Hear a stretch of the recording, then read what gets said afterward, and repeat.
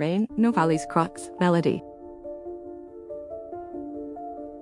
There exists an island not found on any map where gravity is a capricious suggestion. Here, the trees grow horizontally from vertical cliffs, and the sea falls upwards into a sky of shifting blues. The inhabitants, the sidereal folk, move with a languid, sideways grace. But a silent dissonance has begun to hum within the island's core, a wrongness felt in the hesitant fall of a leaf and the uneasy tilt of the stars. A threat, ancient and patient, stirs within the labyrinth of the island's heart, waiting to unmake the delicate paradox of this world. And in this world lived Novalise Cruxmelody, a cartographer of impossible places. She was a woman of quiet precision who preferred the safe certainty of her charts and astrolabes to the chaotic poetry of the world outside her observatory. When the elders came, speaking of the growing instability, of a silence that gnawed at the edges of reality, she refused them.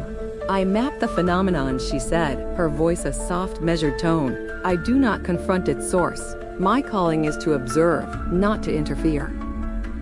Her refusal was a monument that crumbled in a single, horrifying instant. The sky above her observatory cracked, not with light, but with a profound and absolute silence. From the fracture, a wave of pure nullity descended, and where it touched, gravity forgot its laws. Stones hung in the air, frozen.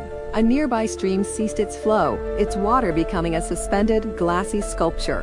The world was being unmapped, and her life's work, the intricate charts lining her walls, began to fade into blank parchment. The call was no longer an request. It was a scream from reality itself.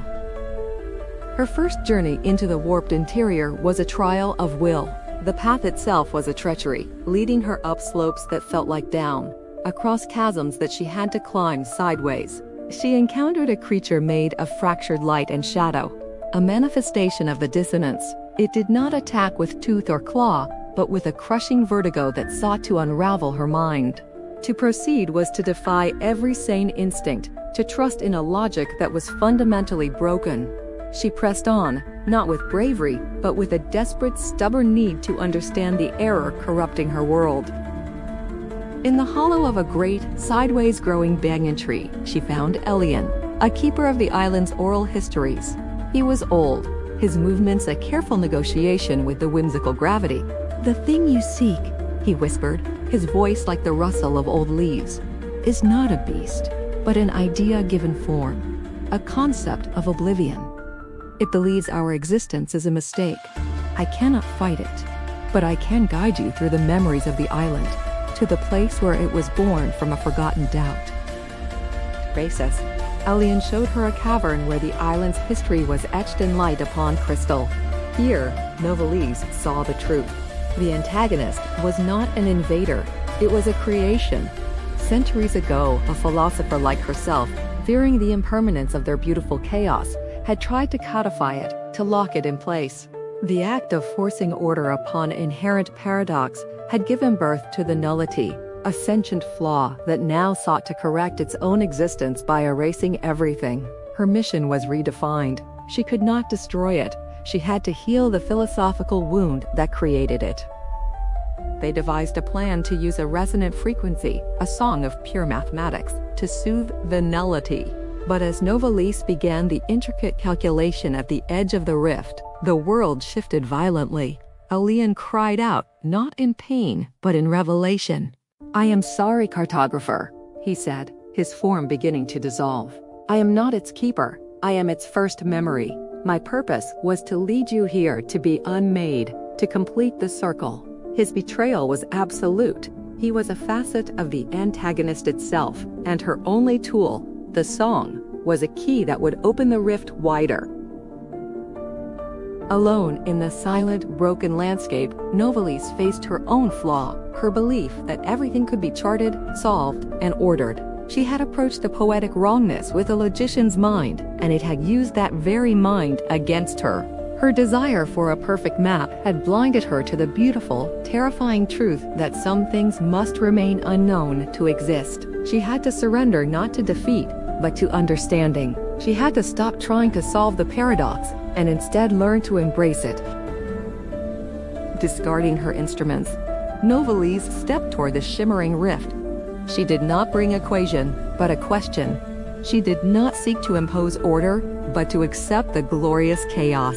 The void pulsed before her, a hungry eye of nothingness. This was the confrontation, not a battle of forces, but a meeting of philosophies. She would walk into the heart of the error and simply be, to prove that existence, in all its messy, illogical wonder, was valid.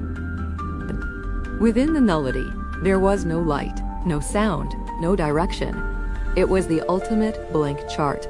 It pressed upon her, offering the peace of non-being. Instead of fighting, she remembered. She remembered the feel of sideways rain, the taste of air that smelled of upside-down oceans, the sound of her own name in the quiet. She risked not her life, but her certainty, offering her memories and sensations as evidence of a world worth preserving. She did not shout. She whispered her proof into the void, a testament of lived experience against pure theory.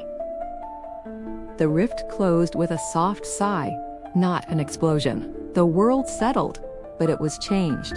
The laws of gravity returned, but now they held a memory of their former freedom, a slight, playful hesitation in their pull. Novalise stood on the cliffside, whole, but achingly aware of the cost. Victory had not granted her mastery over the island's mystery. It had granted her humility.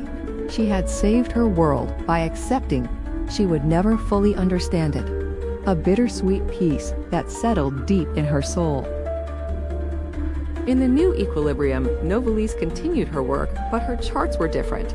They were no longer definitive guides, but poetic interpretations, filled with blank spaces and notes that spoke of possibility. The island thrived, its sideways magic secure, for now. But as she looked up at the stars one evening, she saw a new constellation form.